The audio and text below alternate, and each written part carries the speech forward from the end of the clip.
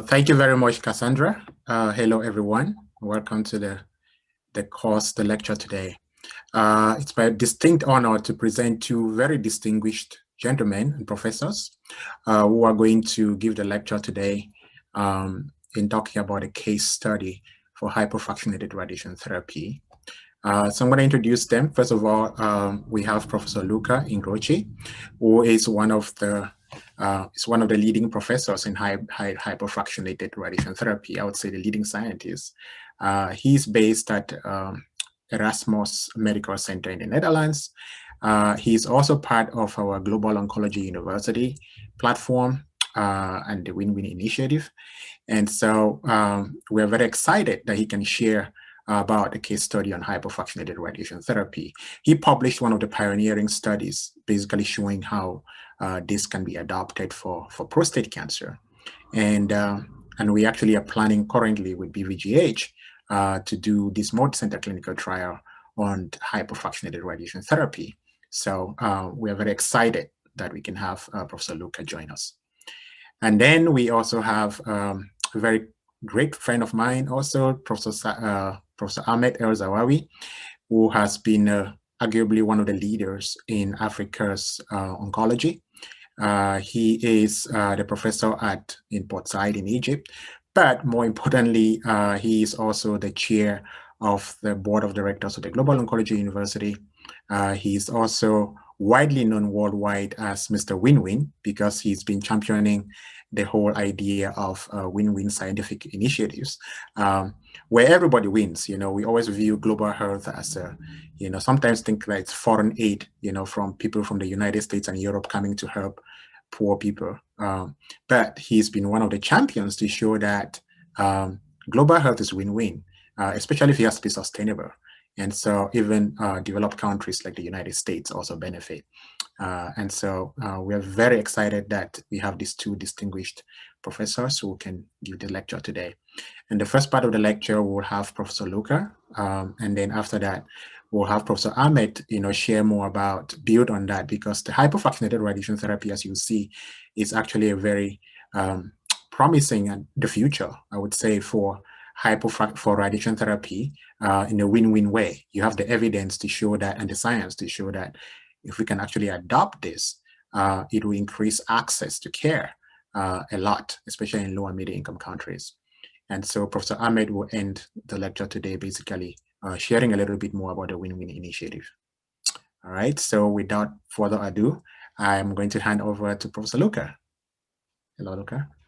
Yes, thank you, Will, for the nice words, and hi to everyone, probably good morning, afternoon, or evening. So I'm going to start with sharing the presentation, and you will be able to ask questions, of course, but also please, if you want to contact me for additional questions or for whatever you might need on this topic, please just write to Cassandra or someone else of the organization, and I will be happy to be in contact with you. So I want to talk about hypofractionation in general for prostate cancer, but I will particularly focus on two important trials. One is the trial from the Netherlands, which was really the first one running, and then the one from the UK, which is a huge trial for the numbers of patients recruited. And I will share with you the take-home messages and the future directions. And of course, I will answer this question: is really hypofractionation the way to go for Africa? I might repeat some things that you already know, so apologies for that, but we are all committed to the situation of African centers, and we all know how difficult it is to have radiotherapy facilities in Africa. There are about 160 centers, but most of them are in Egypt and South Africa, about 60%.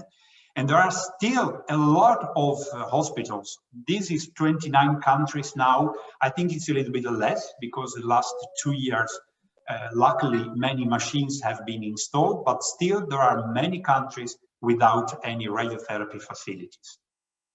We also know that there is a shortage of medical personnel, especially medical specialists and nurses. So there is still really a lot to do. And that's a little bit also the background why it might be important to introduce hypofractionation for prostate cancer. This is my expertise, but of course, hypofractionation can also be introduced for other type of tumors. So about prostate cancer, I think you all know most frequent no-skin malignancy in males, also in many African countries due to the westernization of the habits of African males. So we see an increase, for example, in countries like South Africa, Egypt, Kenya, Tanzania, Nigeria, where there is really a more common Western life. We all know that it's very easy to have a diagnosis because of the PSA testing. And we also know that there is a surgical approach and a radiotherapy, which is as good as surgery. But the point is that if you don't have a urologist being able to do any surgery in Africa, they will ask, you can be treated by radiotherapy. And then we have to say, as a radiation oncologist, that unfortunately, we don't have facilities at that center. So the patients might really just end on hormonal treatment and will not be cured and die prematurely. It's important for us as radiation oncologists or working with radiation oncology that prostate cancer is relatively radioresistant. And I think you all know that, for example, when we treat lymphoma, we just may need 20 gray or 30 gray. And we need at least 78 to 80 gray to really treat prostate cancer. So it's a big challenge for us as radiation oncologists. So again, huge numbers estimated in Africa, in numbers, and also again, #1 in the prostate for males all over Africa. You also know what is the common way of treating patients with external beam radiotherapy. There is, of course, the possibility or the need to make a CT scan. It's common now in most of the Western countries to use fiducials, so image-guided radiotherapy. It's not really mandatory. I will tell you that in the CHIP trial, they almost didn't use any fiducials, but it's very common now in Western countries. Then we make a plan. It can be a 3D conformal, but now it's also very common to use IMRT or VMET. And of course, the patient go to the treatment machines. And it's not a very difficult technically a plan that you have to do with your radiation therapist and medical physicist, but still because of the rectum and the bladder, you need some good quality assurance to treat patients in the right way. What is hypofractionation? In general, we define hypofractionation when you use a fraction dose above 1.8 gray. You know that in the US is very common, but also in other countries, even in Africa, is sometimes very common to use 1.8 per fraction. In Europe, it's 2 gray per fraction. But in general, when you go above that, from 2.1 above, then you can say that you are hypofractionating. And the hypofractionation is particularly good for those cancers where there is really a big difference between the normal tissues, the organ at risk, and the tumor that you want to treat. So we know from the past, already from 20 years ago when I started my training, that for melanoma cancer, for example, the higher the fraction dose is, the better it is. Because there is really this disproportion between organ at risk, normal tissues, and prostate cancer. So in that way, you can really use hyperfractionation to reduce the number of fractions, which also improves patient comfort, but it also gives probably, and we have done that, probably as good results as with the normal fractionation. One of the pioneers of hypofractionation was Pat Kupelian from California. He already published in 2007 a study showing that a fraction dose of 2.5 which was at that time really very, very pioneering, because it was very common in the US to use 1.8. So when you would use 2.5, people could say you are crazy. How can you do that? This was not a randomized trial, but he treated patients from low to high risk prostate cancer. And as you can see, he found a biochemical free relapse in 82% of the patients. And of course, according to the risk group, you might have a very high one, 95, when you treat low risk, and of course, a little bit less when you treat intermediate or high risk. And interestingly, he didn't find any difference in GU or GI toxicity as compared to the data that we had at that time, because again, that was the time of 3D conformal, that was the time of bigger fields, but he could compare, and there was, even if it was not randomized, there was not a difference there. Then some years later, the group from Pollack also published the paper 2013, that was actually just after we decided to do a trial in the Netherlands. And they did the randomized trial, 38 times 2 gray compared to 26 times 2.7 gray. And you can see here, there is no difference in a cumulative incidence of relapse, like death or biochemical relapse. And of course, that was also again a pioneering, because he used, the group used 2.7. That's the reason why in 2005, actually already in 2004, we decided to start a trial in the Netherlands. As you know, the Netherlands is a small country with about 70 million of people, but we are having about 12,000 new diagnosed patients with prostate cancer per year. So we decided to start a trial looking at the common conventional treatment. At that time was 39 times 2 gray, compared to 19 fractions of 3.4 gray. 820 patients included. We thought that we might need 5 years to recruit patients, and we were really surprised that in 3 years we finished the study, because patients were very, very enthusiastic to be randomized, hoping that they would get 90 times instead of 39. And this was 3 times for the 19 fraction scheme, and was 5 times per week for the 39 fraction schemes. So we wanted to find an absolute reduction of 10% of biochemical relapse at 5 years. And of course, we wanted to show that there was no difference in the grade 2 or above acute and late toxicity for both gastrointestinal and genitourinary toxicity. We didn't include low risk. At that time, low risk was still treated, like let's say T1A, T1C, PSA less than 10, Gleason 6.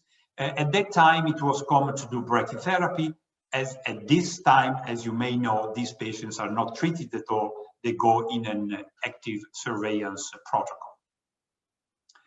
As you can see, these are the first results. I hope you can see, because there is also my talk of my person, but there is a relapse-free survival that is in the range of about 80% in both the hyperfractionation schedule and the standard fractionations. And these are results at 5 years, and these are similar to the one of 7 years and even at 10 years. If we look at the overall survival, as we can expect, about 80% at 5 years, again, the same now at 7 and 10 years. I don't have graphs about that, but this is very similar, and there is no difference, statistically difference, between the two arms. Of course, one of the most important things is, what about toxicity? Now, toxicity is also, of course, one of the endpoints, very important.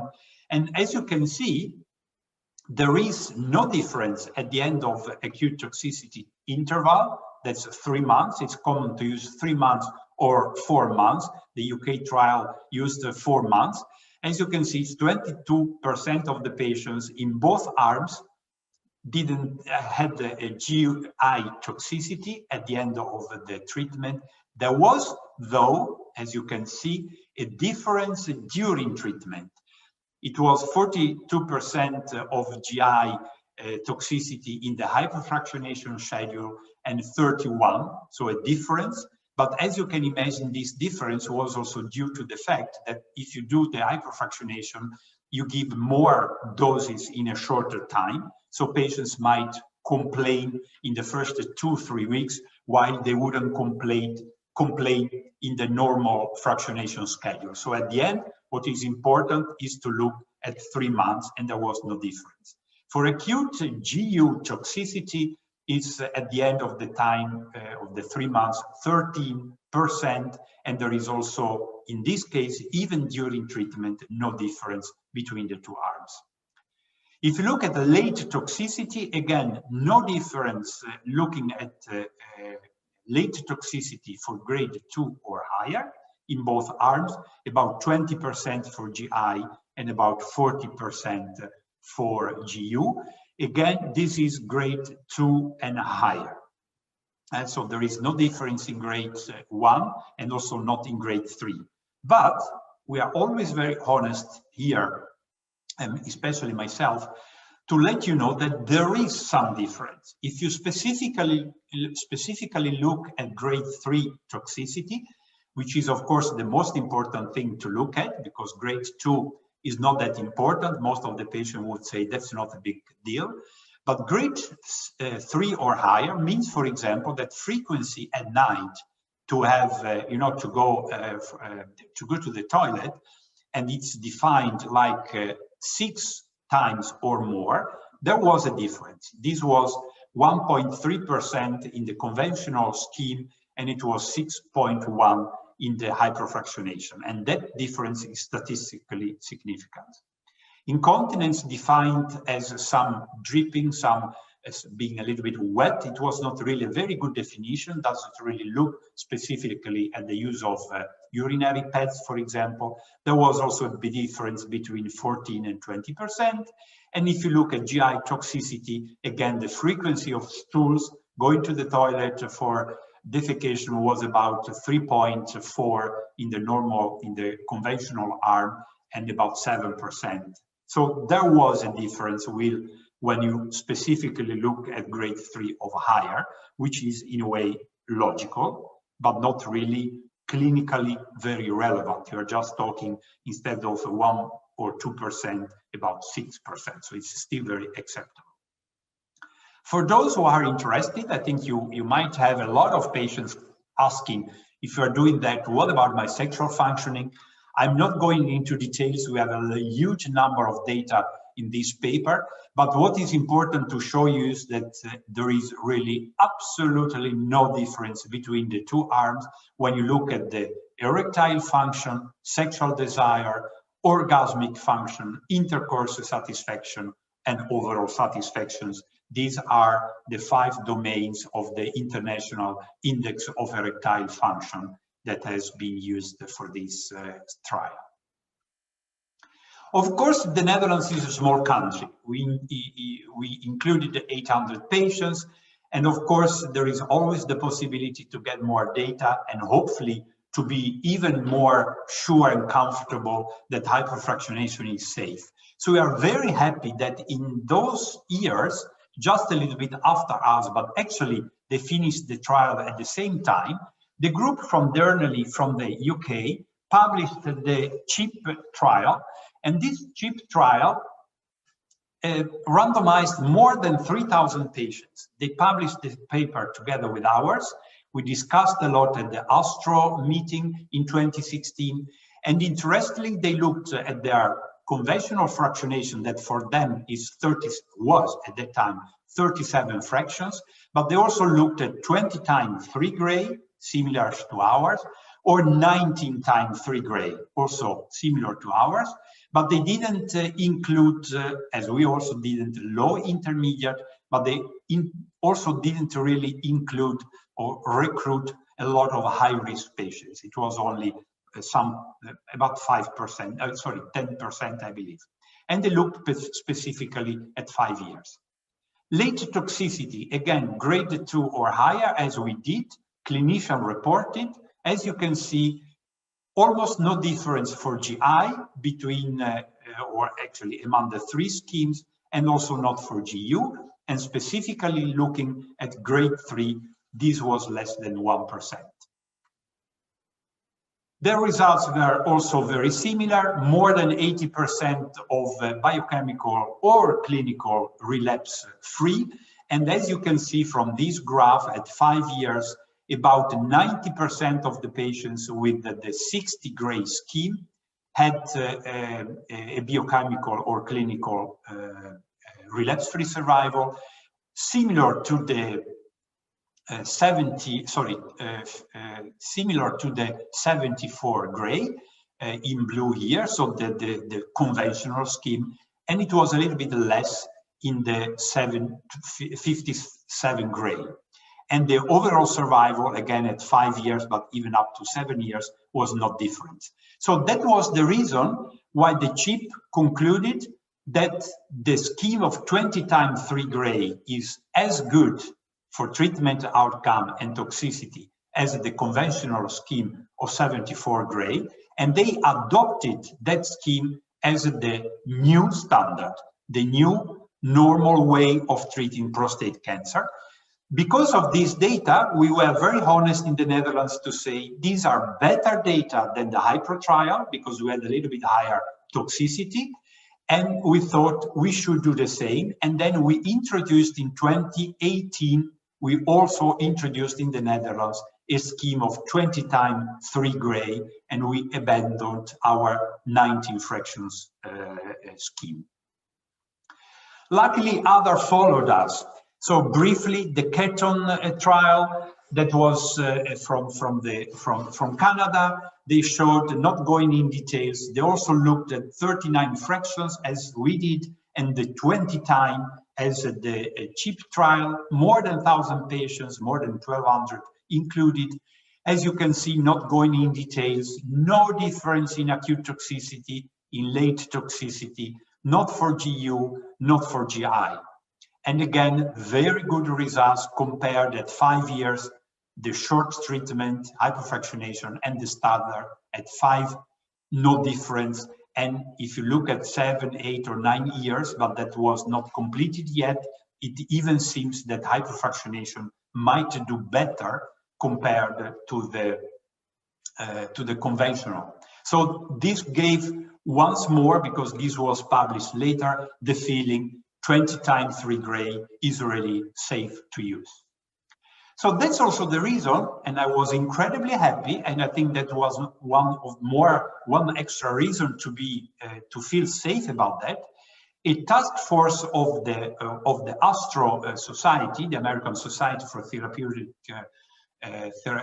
Radiology and Oncology, published this guideline saying that moderate hypofractionation, and that means in fractions up to 3 or maybe 3.5 gray, but not more than that, because that will mean stereotactic radiotherapy. Others say severe radiotherapy. Okay, we are talking about a moderate hypofractionation, like we did in the trials. So the 20 times 3 gray, or eventually, and this is a little bit, I'm honest to say, to please the US, to feel them comfortable, they said also the 28 fractions of 2.5 gray, as done by Kupelian already in 2007, should be offered to patients treated for prostate cancer. And this moderate hypofractionation with a strong recommendation, with a high quality level of evidence, with a consensus in the task force of 94%, decided moderate hypofractionation should be offered, and it doesn't matter about the age of the patient, the comorbidity, the anatomy, that means big or small prostate, and urinary function, that means doesn't matter if you already have some micturition problems before starting treatment. I must say that we are a little bit careful if you have a very huge prostate of, let's say, 120 milliliter or cubic centimeters. When you have an IPSS score of 25, in those cases, we are really very careful to offer hypofractionation, but actually we do. And now, just not we don't have the time to do that, but we are already now going to 7 fraction of 6.1 gray, and that's really more like stereotactic radiotherapy, according to a trial published in Scandinavia. And that's something that it will be maybe the topic of a next talk. But now let's focus on something feasible for Africa, and I think that's at this point 20 fractions. There is another important aspect. If you use hypofractionation, so 20 times instead of 39, you already have a very good advantage for the patient comfort. They will need to come almost half of the times to the hospital, but you have more possibility to treat patients on the machines, and it will be much cheaper. And I'm very happy that this paper has been published. The group by Dr. Ngwa, Irabor et al. Showed that there is really a very huge advantage of using hypofractionation, not only in prostate cancer, but also in breast cancer. So they looked at the 6-year cost savings and also the potential increase in radiotherapy access. And I will show you a graph in a moment, which is always easy, but you can read this and you can see there is a huge decrease of cost from about $3,300 US to $1,700 US to treat prostate. And it means also a cost minimization of about 41% for prostate, also similar for breast. But which is more important, you have an increase in radiotherapy access possibilities up to 36%. And of course, these are calculations according to the center, the machines, a lot of things, which it's a little bit also complicated paper, I must say, that we wrote. I'm a co-author on that, but I'm happy that we did. And please read that because it's very important.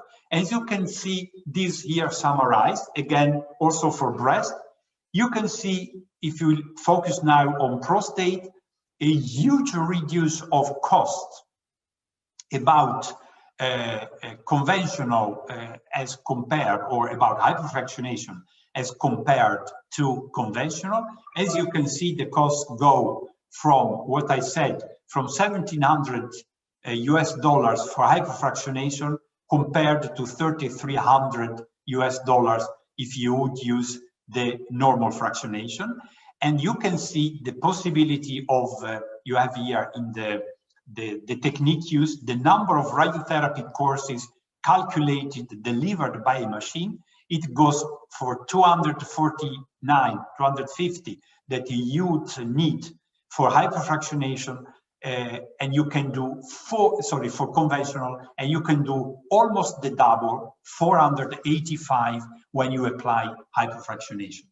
I mean, this is really something huge, not only reducing cost, not only giving the possibility to the patients to come half of the times to the hospital, but also treating potentially a doubled number of patients with prostate cancer, reducing also waiting lists.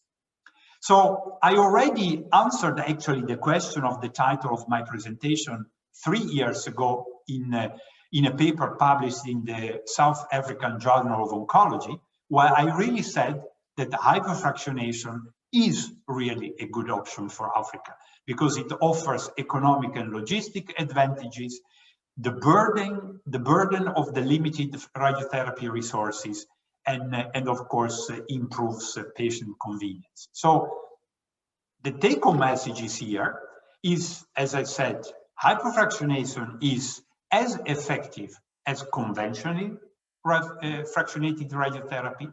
The toxicity is similar. We see some high grade 3 and higher toxicity, but it's very limited. And if you use the CHIP trial, that's not the case.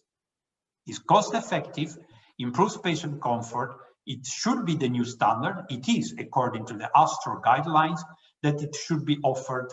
And of course, especially convenience in those settings where the number of machines is reduced. Of course, you need training. Of course, you need help to maybe with a medical physicist, some training sessions, but it's really very feasible. And again, I didn't go into details, but the CHIP trial from the UK almost didn't use fiducials, no IGRT. And one more thing, they treated a lot of patients with the 3D conformal and not with the MRT. So it's really still very possible to do that in limited countries. Together with the global university, with the win-win initiative that you will probably have heard a lot about that, but I want to be part with Erasmus MC to help with education and training, and we can do a lot now in the COVID-19 period through the webinars or through Zoom and Teams meetings, but you are all welcome at Erasmus MC to get trained, to understand how to work with the hypofractionation and to help you introducing that technique in your country and in your department. So the question is answered as yes, it should be the treatment of choice in Africa.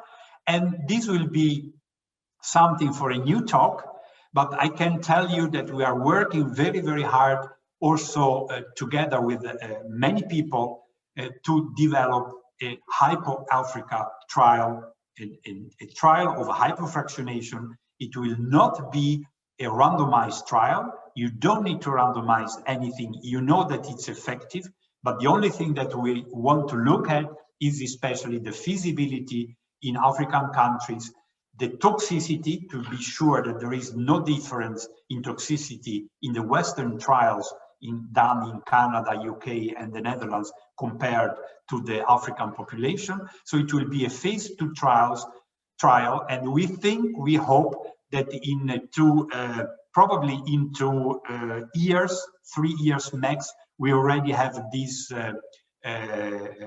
answer, and that will be have the possibility to introduce really the trial or the technique actually after that we have done the trial. And I want also to take this occasion to really thank Bioventures Group for Global Health, because they are very keen to help us to develop this trial and to introduce it as soon as possible in Africa. And I thank you with this for your attention.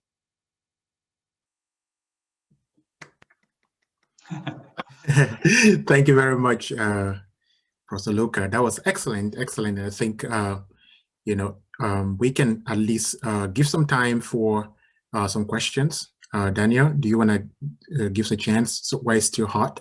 And then after that, we'll give a chance to Professor Ahmed to talk more about the win-win initiative.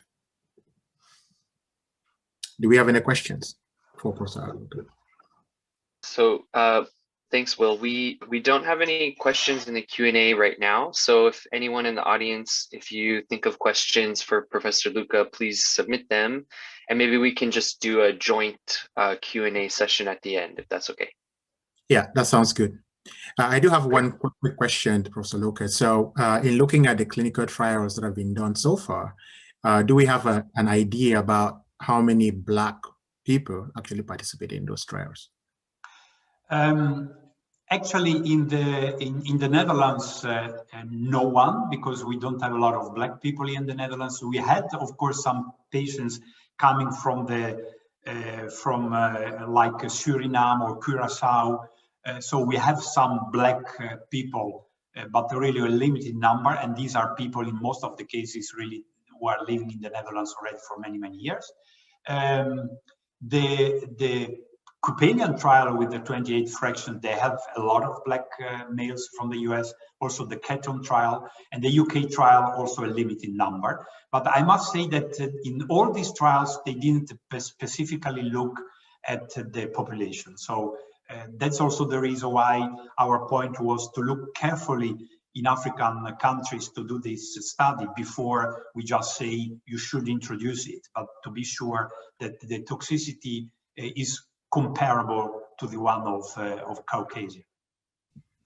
Well, thank you. Thank you. That was exactly, that's the answer. I mean, I think that's wonderful. I mean, to collect that to the rationale for the upcoming trial that we are planning. So thank you for that. All right, so we're going to transition to Professor Ahmed's presentation. Professor Ahmed? Hello, do you hear me well? Yes, loud and clear. Yes, please go ahead. Okay. Hello, everyone. Let me today give some stimulating points about hypofractionation. I'll not add to what the expert, my friend Luca, Professor Luca Incrocci, and he is the expert in the group for prostate carcinoma, particular hypofractionations, and he has a lot of knowledge. He has a lot of knowledge that he can give you always. I here give some stimulating points, and I ask you all to think about it, because you can add a lot to science from now. Not take everything as a fact, because what is apparent, what is going around us, and we consider it them as facts. In fact, it is what's apparent, and science is continuous search for the truth. Next slide, please. I have no disclosure to next slide. I would like to say this is a very important slide to say that what I'm presenting here is not myself only, but it is, we are one orchestra. For example, Professor Luca Incrocci, my friend, our friend, is the leading expert in prostatic carcinoma, particularly in hypofractionation. And we all this group is one orchestra. Welcome all. The win-win initiative belongs to all. And who directs this, takes the whole administration and all arrange everything, is modestly doing this in a very modest way, but enormous effort, is my friend, Professor Wilfred Ngwa. Thank you, Will. Next slide. This is a history, but just to show that it started in December 2007. I proposed something called the Win-Win Initiative. It was as a part of international campaign for establishment and development of oncology centers. ICDoc Experts Without Cancer, and this is the link. Please visit it and more information. www.icdoc.org, and if you click on it in Win-Win, you'll find access to Win-Win and Global Health Catalyst and many other things.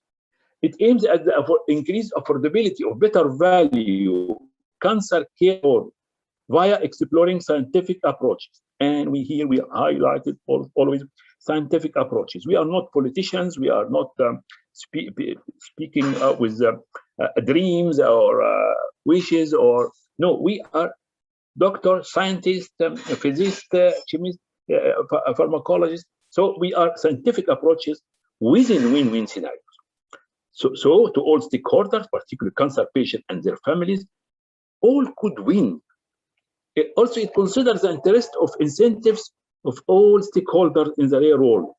Hence, it includes the progress of science, flourishing the business of pharmaceutical companies and manufacturers of radiotherapy machines and medical devices without ruining a country or individual's economy.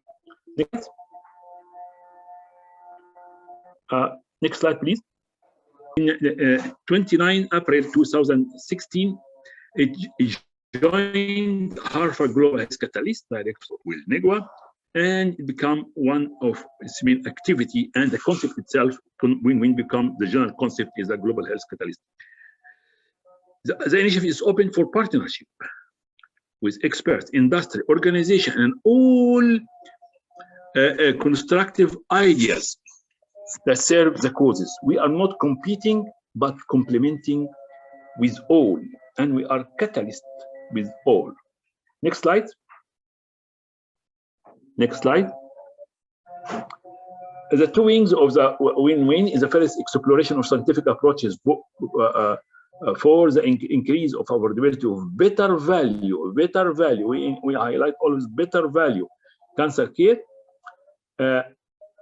This is to say, we can, if we lower by scientific approaches, we lower the cost of cancer treatment by many scientific approaches, but without compromising the outcome, or even it would be better even to have better outcome.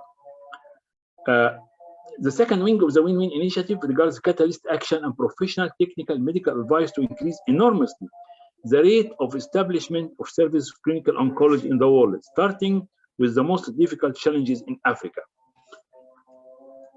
Next slide.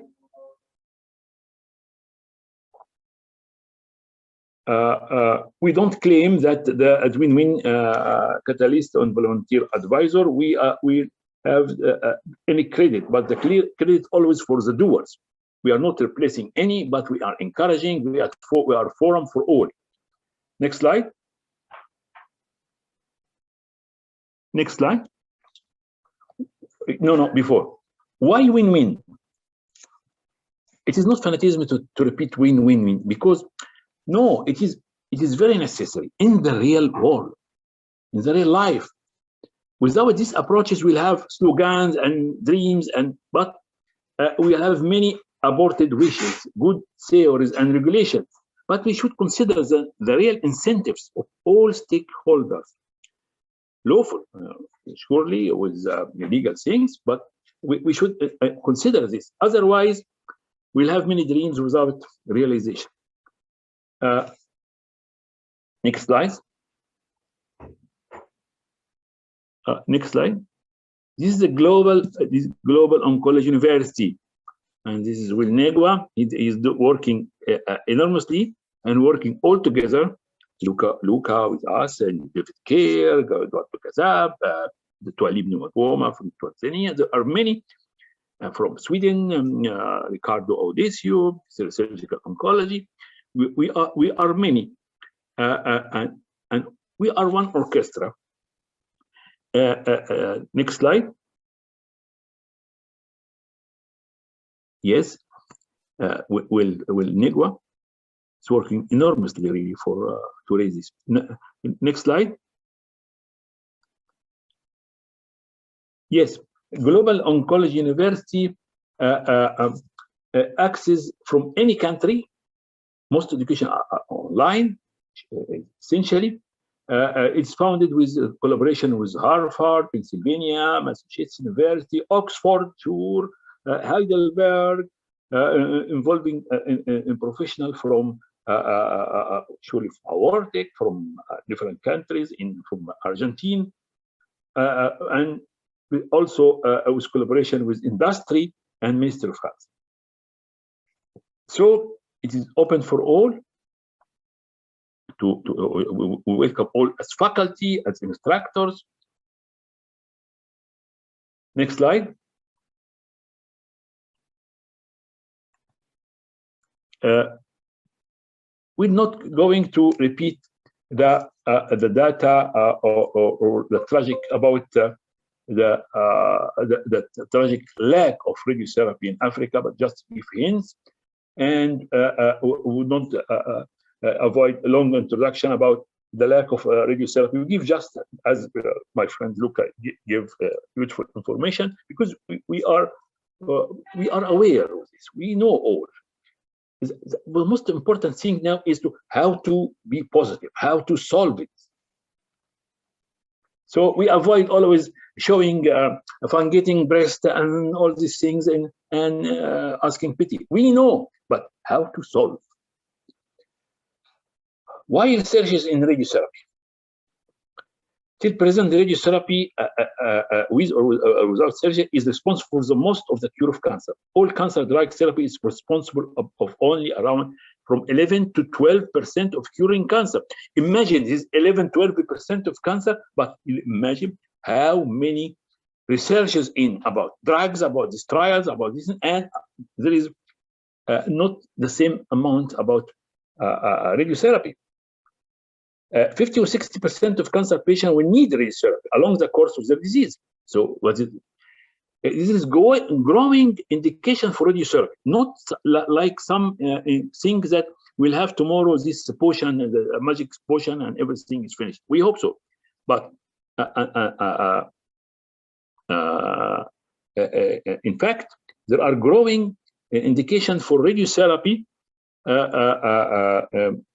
in combination with new technology, nanotechnology, immunotherapy, and all this in present at the same time of tragic shortage of radiation oncology in Africa. Next slide. Why hypofractionation? Next slide. Next slide, please. Why hypofractionation? I would like to tell you that hypofractionation and giving 3 gray per fraction or 3.5 gray or higher with stereotactic radiotherapy. In fact, there is some things that it is 10 gray per week, 2 gray per fraction is a holy or divine thing. Is not true. It happens that in the start of radiotherapy, it was we don't know what we give, but it was convenient for the system of work because we close on Sunday, as they say the British, and on Saturday also, and in other countries after this Friday or something.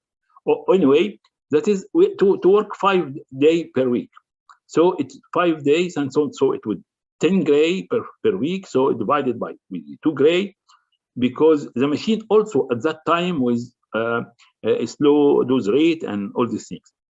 So it is we can call it, as we say, conventional or classical, but it's not the optimum. We don't know the optimum, but we calculate everything according to it. And at the same time, since the 30s and the 40s in Manchester, due to their system of work, use hypofraction 3 fraction per week because they have a lot of patients. So there is the system, and they continue for years about this. So when we go out of this fractionation, it is not going we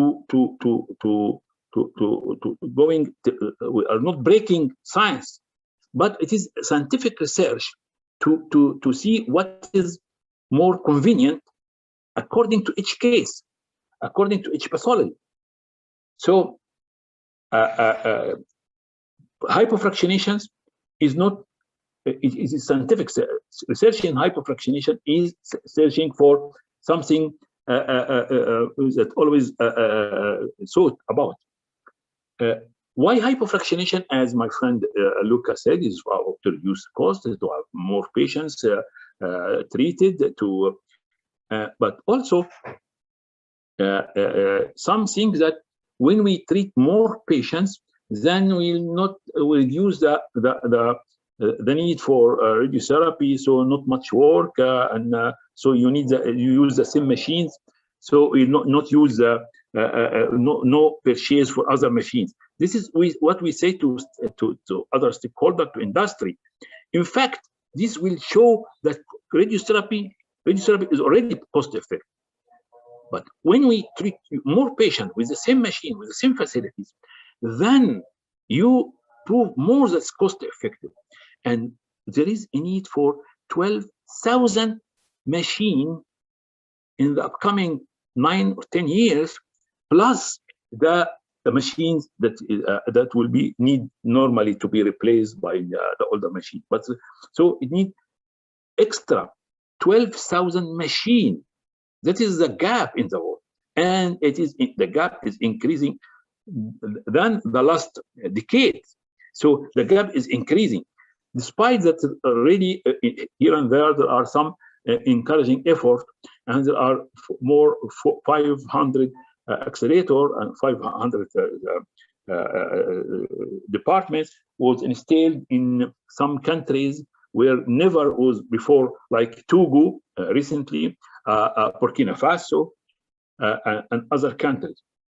But still the gap is wide. So showing that it's cost effective, that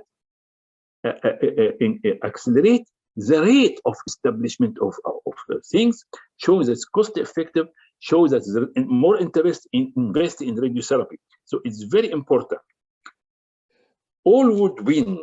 Patients, their comfort, treat more, and also you can show how radiotherapy become more affordable, and then you can increase the facility by this.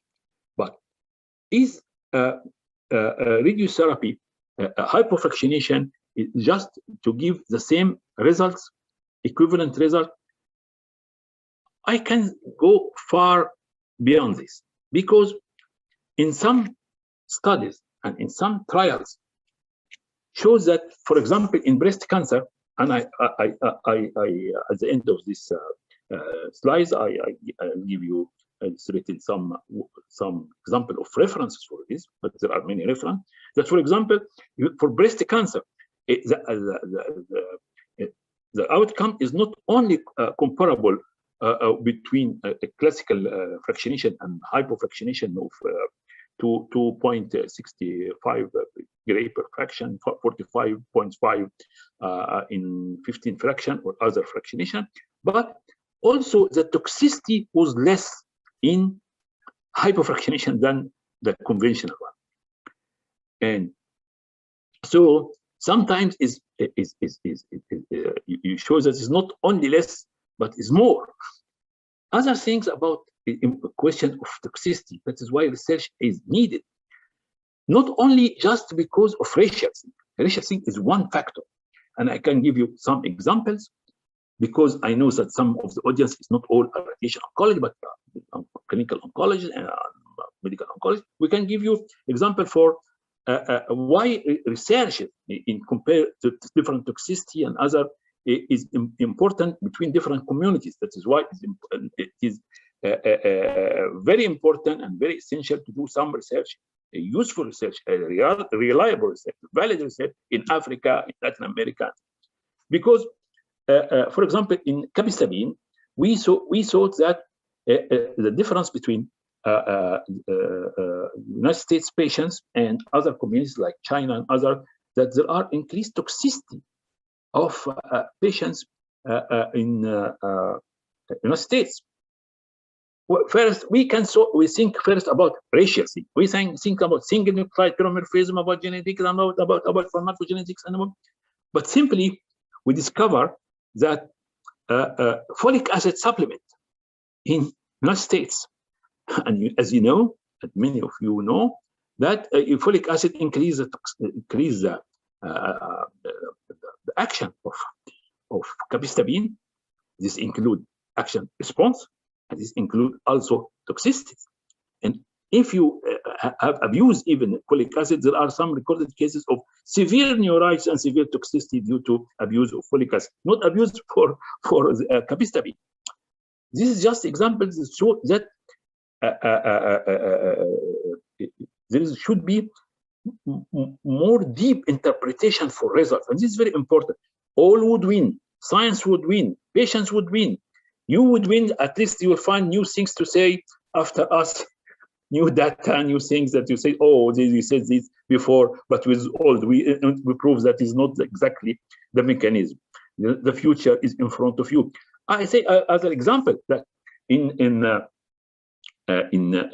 pain in breast cancer, was shown after radiotherapy of breast, was shown more among Black race, but really it is not sure that it's due to racial, but maybe to other socioeconomic reasons. So interpretation should be going deep, not just racial, but genetics, pharmacogenetics, radiogenomics, and all these things as important.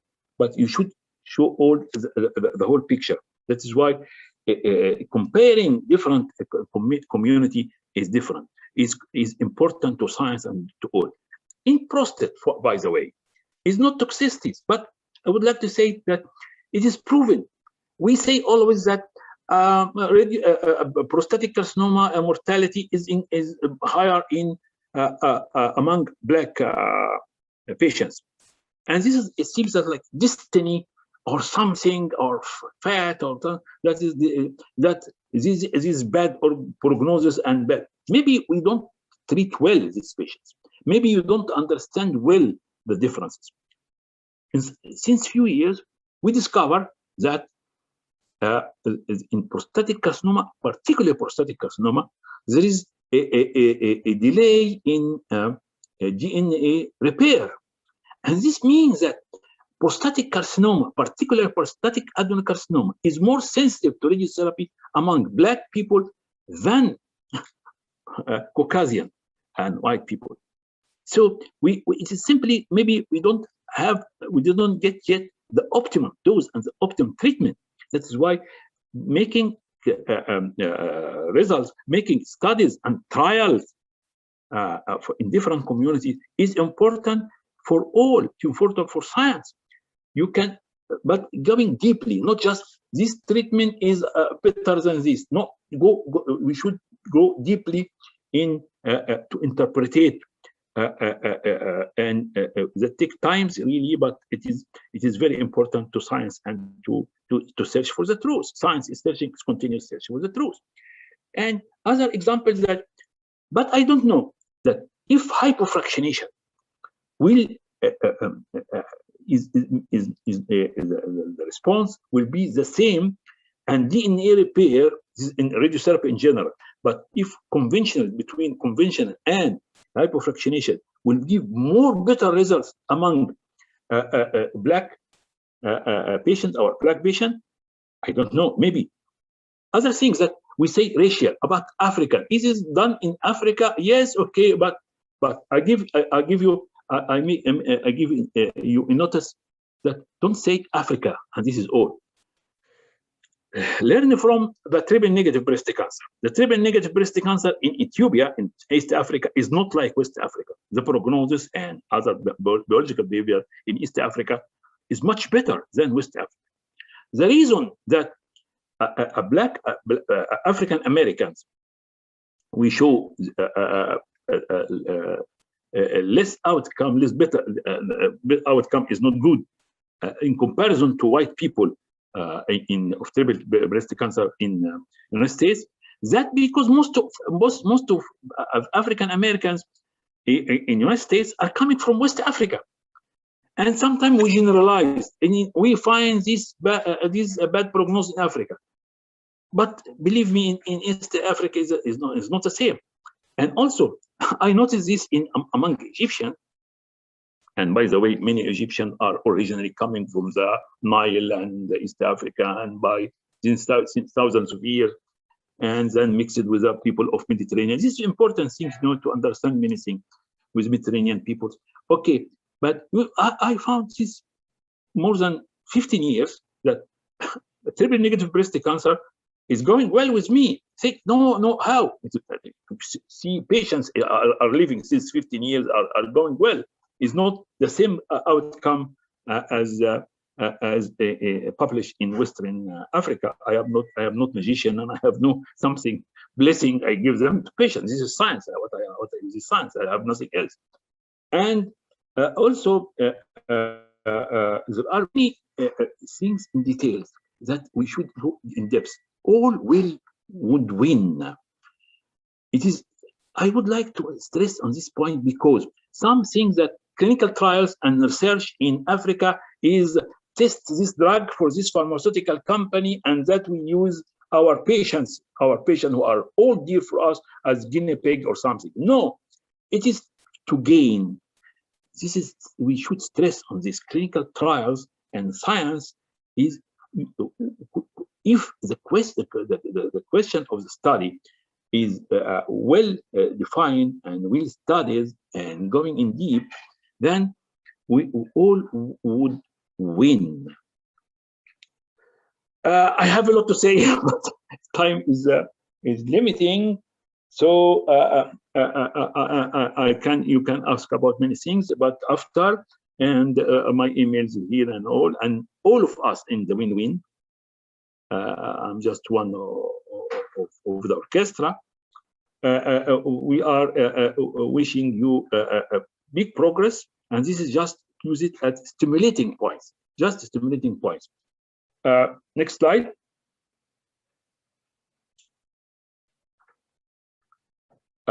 It's attributed to Albert Einstein. Negative persons find a problem in every solution. And this is very important. In the win-win, we don't say problems and barrier. We say challenges to solve and to exercise to do. Together, all could win by the research and scientific studies. Welcome all, the win-win belongs to all. And this is what I'm saying is on behalf of all dear colleagues in the win-win initiatives. And please note this address of websites and go to Global Health Catalyst and go to the win-win of the Global Health Catalyst to ISODOC and all. I leave you some reference because if you search about why hypofractionation is one of the solutions to increase radiotherapy, then find this reference, Science and Affordability of Cancer Drugs. You find many things that it itself a lecture, okay? And you find the article of Swanson, and you find the of Credit, these two articles here, and Luca spoke about the second article and the first article here about Swanson and Credit. And this chapter, you find chapter about scientific approaches to increase affordability of better value radiotherapy and chemotherapy. His reference to other reference with link, please visit them. Coming soon, you'll find many things about radiotherapy, about trials, about scientific approaches. You find in the chapter of Wilfred Ngwa and me about example of scientific exploration of resource saving better value in radiotherapy, breast cancer as a model in approaching is in approaching global oncology, and about how hypofractionation could be solve one of the solutions for 85 countries and low-income countries. You'll find an article, a chapter in the same book of Data and Masoud Sami from IAEA, and about challenges of radiotherapy accessibility in post-coronavirus disease era in low-middle-income countries, strategy to maximize available resources with a maximum cost escalation. And this one of the things is hypofraction. And you will see by countries, by not just say speaking, no, by countries, by data, by numbers, how this could be increased by hypofraction. Some information here about, I would like to say in this rapidly, you please visit this article, the new article, and it shows that most of the researches are about radiotherapy in the United States, Germany, Japan, but about trial-related publications represent only 5% of the total output. We need researches, we need trials, we need so this lecture and this course, and thanks for Bioventure, is not for research, and is not for speaking about science, but really it is needed, deadly needed. And you, all of you, with many stimulating ideas, think about it. Nothing is absolute. Think about it. Give more ideas to make progress. Trials related publication present only 5% of the total output. So you see how it's important, this course, how it's important to think about trials, about research. And the article, this article, greater support for radiation therapy research in low middle income countries is required. And that is what we are doing now is one of this effort in such direction. So it is not just lecture for lecture or course for course. And I give you this, you have a link of the full article. Next slide. Next slide, please. Before it is, I'm sorry, before it is slide, before it, external beam therapy. And when you speak about external beam therapy and about dose fractionation, you'll find here article.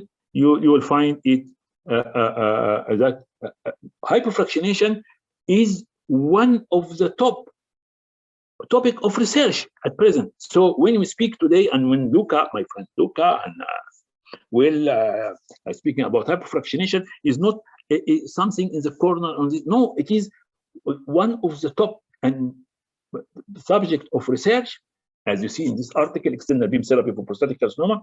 And you have access to full access I give you here. About dose and fraction regime changes. So what I told you about, this is not should be 5 fraction. And I give just rapid examples that in there's trials in done by the famous researchers in Denmark, and it was about changing dose and fraction in other things, in advanced ENT tumors, and give 6 fraction a week, not 5 fraction.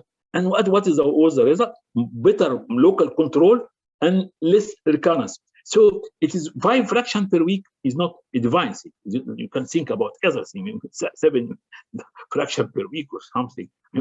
Think. This is all thinking.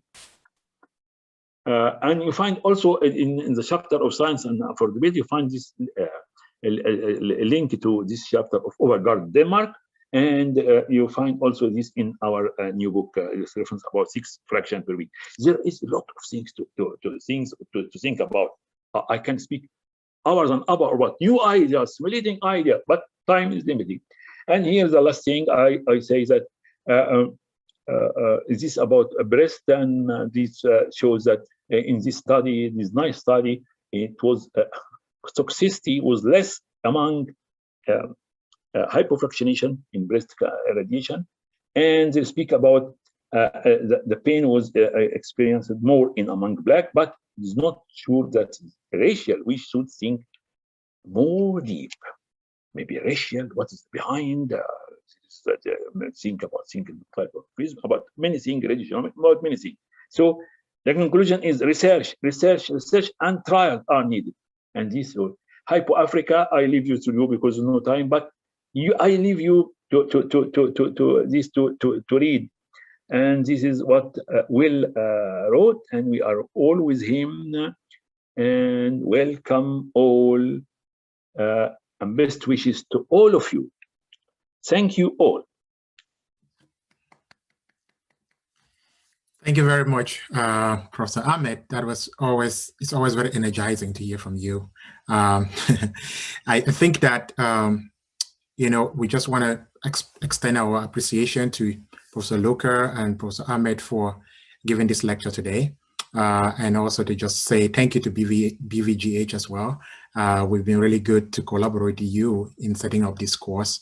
I know David from Oxford University would say the same, but we look forward to the graduation ceremony next week. So I'm going to hand over to you, Daniel, on terms of the questions for the lecturers today. Great, thank you, Will. So I think Professor Luca has been responding to some of these questions via the Q&A chat box. I don't know, Professor Luca, if you wanted to just address maybe some of the questions that came in for the entire group, or maybe summarize some of what you had answered there. Yeah, I think one of the good questions, I think a very important issue is, for example, when you have HIV positive and negative patients, it was mentioned as a randomized, but of course the idea of the Hypo Africa will not be to be a randomized trial, but I think for sure that we should look at the 2 groups, because it's well known that HIV patients might experience more toxicity, especially of the bowels. So that's a good point when when you have to stratify. And of course, if you do a randomized trial, you would need to stratify before randomization. And I think that was a good question. Another question which I think I always get is it possible to treat these patients with the 3D conformal radiotherapy instead of using IMRT? And again, even in the Hypro trial of the Netherlands, one of the centers, we did the trial with 8 centers. One of the 8 centers really told us we don't have IMRT. Again, it was 2005. 2006, can we do the trial? And we said, you just show us what is your capacity for the medical physics, the quality assurance, the organ at risks, constraints, etc. And they showed us that they could do with a good 3D conformal plans, they could really reach the constraints, or I mean, they could do as good as people using IMRT. So they did that, and we didn't find any difference in toxicity in that center using 3D conformal. So of course, if you look at the guidelines now, they all will tell you, even the Astro guidelines, try to use image-guided radiotherapy with fiducials, try to use IMRT, but it's not mandatory, because both the UK trial and the new trial from Scandinavia, which is 7 fractions, and we are using this scheme now. I mean, I can imagine that for some African colleagues, this sounds really like scientific or very futuristic science, but still it's possible when you know that you can spare the bowels and the bladder. And they did that with the 2/3 of the patients treated without fiducials. So it's still possible. But these are really key points to address when we introduce hyperfractionation in Africa, to make people comfortable that you can treat properly without having the most fancy technique that we have now. And as far as I know, there are many centers now in Africa using IMRT. So, you know, it's possible. Great, and I know there was another questions, or maybe a couple of questions around, I know that the publication that was mentioned looked at cost savings across Africa or different areas for breast and prostate, but are there other cancers which could potentially benefit from hypofractionation technique? So as I mentioned in my talk, even when I started my career many years ago, it was very common to use hypofractionation for melanoma, the skin cancer, the very aggressive one, which is common to give fractions of 7 gray, which is actually more stereotactic radiotherapy. For breast is indeed no, not very high fraction dose, so most of the cases 2.5, sometimes 2.8 or 2.7, but there are no trials about that.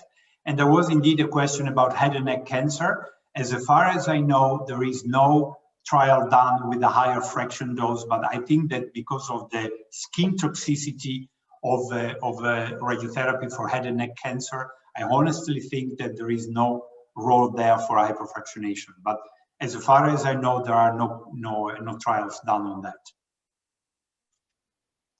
Yeah, I would like to add that just to what Luca said, there's a lot of movement now towards doing that for cervical cancer, which is one of the leading cancers in Africa. So we'll be happy to share some of the guidance on that. So that's one of the cancers. I think prostate, breast, cervical cancer, and of course head and neck cancers. Those are some of the leading cancers in Africa. And so that question is really relevant. If we can move towards that, we can really have a lot of patients benefit. Great, and maybe just kind of a general question for those sites that are interested in maybe starting to look at hypofractionation, what resources or information is available for people to maybe start down that road? I smile because I just communicated with Luca today about that. So we actually, about publishing a paper, some of the technical guidelines, that, people can use if they want to adopt hypofractionated radiation therapy in their center.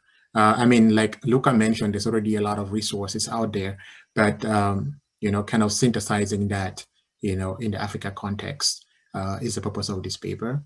And we'll probably do a preprint of that, so that people can have access to that. So they can email you, Daniel or BVGH, and we'll be able to provide that connection to that. And then obviously, we are looking definitely to also do the hypo-clinical trial, Hypo-Africa trial, which I think would get us some more data as well. So we're going to combine together with the guidelines. and can share that with you guys. Great. Anything to add, Luca? No. I completely agree. I think, I mean, it's an important point, because I have been in Kenya, I think about 2 years ago, and they tried, the funny thing, I was really very thrilled about that. They treated the patient with 20 fractions, because they said, let's try. They, without any looking at any trials or whatever, because they are really facing problems of capacity.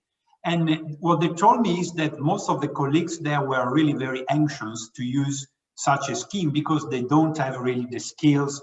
They are not sure whether the medical physicists are good enough. So I think an important part of the HYPO trial and the paper we are working on will be really to give guidelines, to make people feel comfortable. But I have also I want to be honest, when we did this in the Netherlands in 2005, and even now using the 7 fractions, we are also anxious. When you do something new, you are doing routinely 39 fractions, and then you go to 20. I really had a lot of colleagues saying, oh, should I do that? I don't know. Let's see one patient. Let's see how is the patient. And now they're all very, very enthusiastic. And of course, you have toxicity, you have a grade 3, but you would have that also in the 39 fraction schemes. We had them.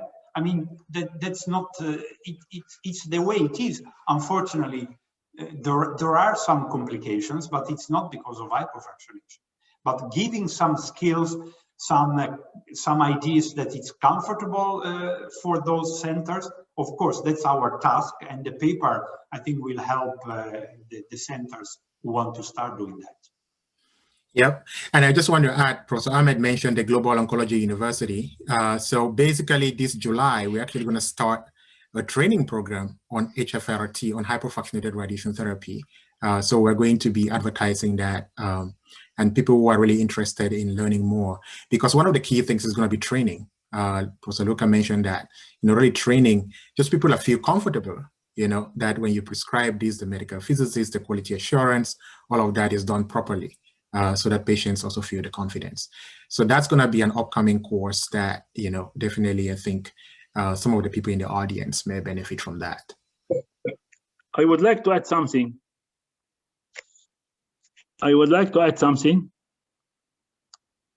Yes, please go ahead. Go ahead. Yes. I would like to say that I have reserve always. I'm frank with all about presenting hypofractionation as something with moderate hypofractionation, as very new thing, or it needs some complicated precaution and some. No, hypofractionation is old thing. What we need is research in hypofractionation and research about also conventional about type other 6 fraction per week, 7 fraction per other fractionation. Why not? But hypofractionation with moderate fractionation is not a single. It is not stereotactic. It is doesn't. I don't like to make people scared of it. You should be careful and should be scientific when you give 50 gray, 25 fraction in breast cancer, like 45 gray in 18 fraction, like 40.5 in 15 fraction. I don't find that 50 gray per 25th fraction is what is the routine in many countries in Africa. And it is nothing, is not dangerous, but when you just shift to 2.5, it is need many precautions. The precaution is from the start, from any radiotherapy. So it is to improve radiotherapy in general, but not to put many obstacles, many things in front that you are going to give 2.5. What is this? It is, if we go too gray, it is nothing. It is also radiotherapy. It is also make complications. It may be even toxicity with 2.5 is less than usual fractionation. When I was resident in France, the usual treatment of breast cancer was 45 gray 18 fraction. It was in the late 70s, And when I'm doing this now, sometimes this is what Professor Elzawawy are doing, not me. I'm not the inventor. I saw my professor doing this. It was Sarrazin in Villejuif, in Gustave Roussy, my professor and mentor, Professor Alain Logier. It was the routine of the department since I was a student. So even my some of my postgraduates are listening to me now, think always I repeat them, is not my technique. You are achieving good result of this technique and less fraction. It is not less fraction. It is not nothing new. And about ENT, it was in Central New Guinea in the 1980. They use this technique for all ENT. It was 3x5. This is three fraction of 5 grade to start, and then complete with some calculation, the remaining with 2 grade per fraction. And even Fletcher, if you remember, I am old man, Bernard Fletcher, who is a textbook of Fletcher, who is the founder of radiotherapy, MD Anderson, he come and he discussed this. And Fletcher speaks French very well because he learned radiotherapy in Petite Curie in France. So he speaks with us French, and he say, I don't understand these 3x5, but it is good, and I don't know how. So it is need research, but it's nothing new. It needs the same precaution as we do to grades. So that is what I don't like to people to make scared of doing moderate hypofractionation, but to be scared to do any radiotherapy without to improve radiotherapy in general. Because this is important, not just for speaking and not speaking about philosophy, but when I go to the mission with IA in some countries and find some people sleeping outside the department for days, waiting for having their palliative radiotherapy for femur metastasis. Okay, you can give them not only moderate radiotherapy, you give them single fraction of some, let them go home. Sleeping outside the hospital, people give them food, and this is frustrating. And this we have no idea about the technique of hypofractionation because it is complicated and with toxicity. You have more toxicity than sleeping in the earth, than waiting with pain, and then some people don't come because it is frustrating. No, we would like to encourage better, good radiotherapy. And don't make people afraid and needs many more precaution for moderate hypofractionation. Yes, for stereotactic, yes, I agree with it. Yes, was if some extreme fractionation, yes, but not moderate hypofractionation. It's quality, it's good, safe radiotherapy for 2 grades, for 2.5, for 3 grades. It is the precaution, and the quality is the same, the education is the same, that you should be a good radiation oncology, good clinical oncology, should know the indication for all. Don't make people scared of doing moderate hypofractionation, but going for more depth about toxicity, about difference, about biology, about is it really good or not. This is what we mean by trials. I have this reserve, sorry, but there are many millions who can benefit of this hypofractionation, and I'm very enthusiastic to see more patients treated with good quality. Thank you. Yeah, thank you so much. I see that our time is out, Daniel. So.